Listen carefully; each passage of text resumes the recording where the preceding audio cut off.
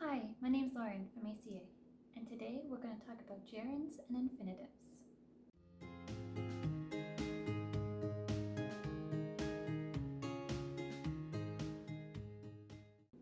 This is a topic that comes up at every level of English.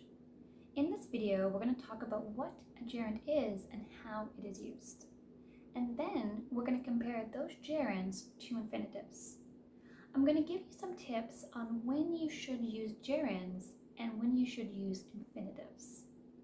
This is just part one of two videos where we're going to talk about gerunds and infinitives.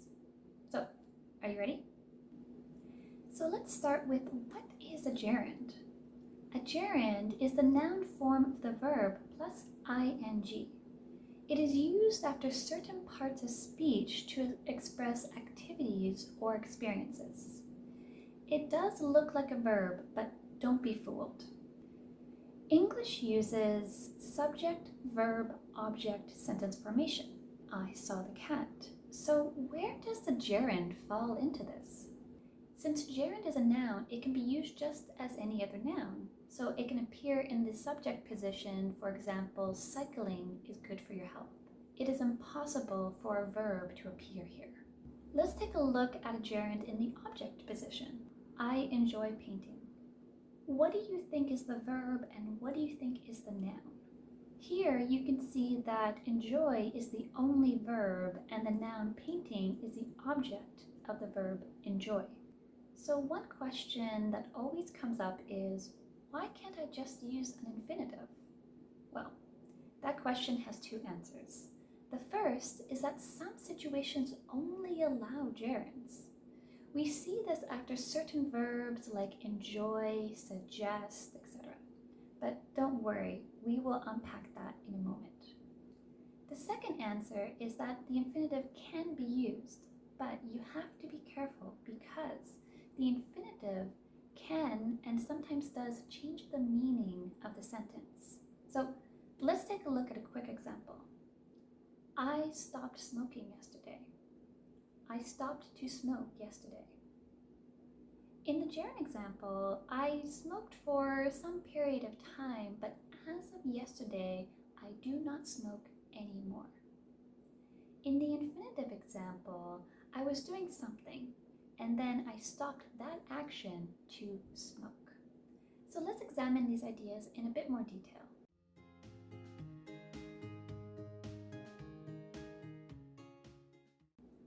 So let's take a look at when you can only use a gerund. In the following examples, it is ungrammatical to use an infinitive. Remember, gerunds are nouns, so they are going to appear in the same positions as other nouns.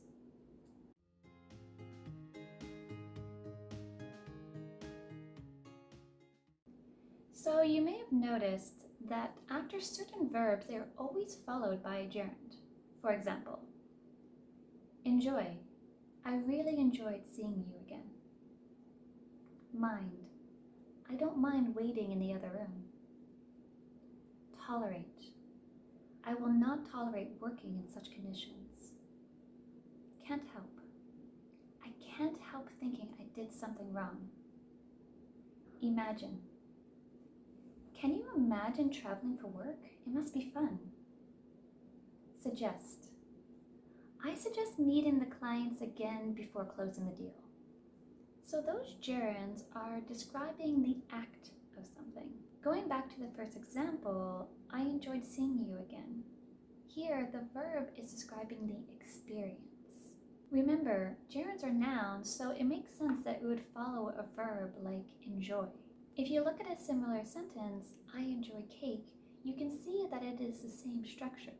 Don't worry if you have to simplify the sentences until you get a better understanding of the concept.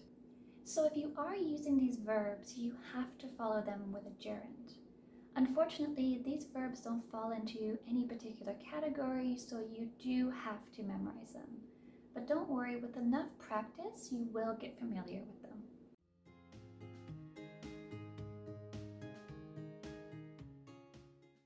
Gerunds often follow a preposition.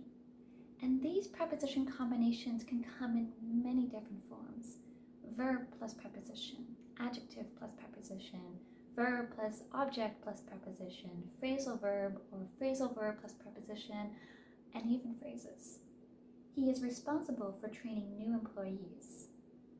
I look forward to seeing you on Saturday. You will have to put up with sitting next to John until we can move offices. I love to talk about traveling. I'm sorry for not getting back to you sooner. John's wife discouraged him from making a statement. Be careful. Let's take a look at one of those sentences again. I look forward to seeing you on Saturday. That to might look a little funny to some of you. To can either be part of the infinitive, I want to go, or it could be a preposition, I went to work. If you're not sure which is which, there is a good test to see. If you can replace to with a noun or pronoun and see if the sentence remains the same. For example, I object to working with him. I object to it. Here, we still have to with the pronoun, so therefore it must be a preposition and it must be followed by a gerund. Let's take a look at another example. I love to work with him. I love it. Here, to disappears, and therefore it must be part of the infinitive work. Okay, that was a lot, so let's recap. Gerunds must be used as a subject of a clause. Cycling is good for your health. After certain prepositions. Before going to bed, he turned off the lights. He is afraid of going by plane. I am looking forward to seeing you again. After certain verbs. I enjoy cooking.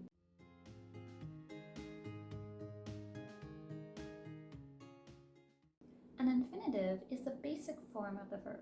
It does not have any conjugation. Let's take a look at an example. Here, see is the infinitive in I want to see a movie tonight. We use infinitives in a lot of different ways, but for the sake of time, let's take a look at the most difficult ones for English learners. In these examples, you cannot use a gerund and you must use an infinitive. Want plus to plus the infinitive, would plus verb to infinitive. I want to wait and see what he says. I would love to work with you on that. I need to see the documents on file. Indirectly referring to questions. Verb plus question word except for why. To plus infinitive. I don't know whose project to review first. I don't know where to go next. I don't know what to do this weekend. Facing a challenge. Verb like manage, fail, etc. To plus infinitive. He managed to pay the required amount on time. I failed to see what the problem is. I hope this video has helped you better understand some of the features of gerunds and infinitives. If you like this, please check out our website, Les Bons Mots, for more videos as well as our podcast and blog. Bye for now.